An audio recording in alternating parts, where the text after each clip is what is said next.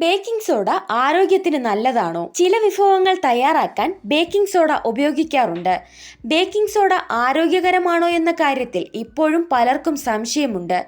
Baking സോഡയുടെ നല്ലതും ചീത്തയുമായ വശങ്ങളെക്കുറിച്ച് nutritionist അമിത ഗാദ്രെ തന്റെ ഇൻസ്റ്റഗ്രാം പേജിൽ പോസ്റ്റ് ചെയ്ത വീഡിയോയിൽ വിശദീകരിച്ചിട്ടുണ്ട്.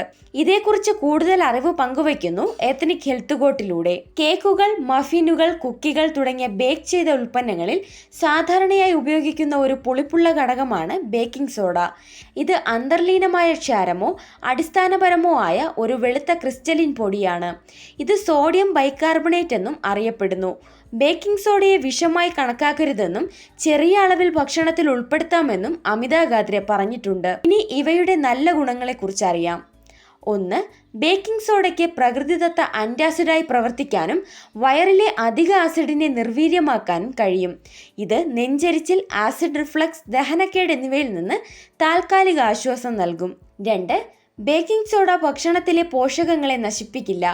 പയർവർഗ്ഗങ്ങളിലും പരിപ്പിലും ഒരു നുള്ള് ബേക്കിംഗ് സോഡ ചേർത്താൽ വേഗത്തിൽ പാകം ചെയ്യാൻ സഹായിക്കും. ഇനി ചീത്തവശം.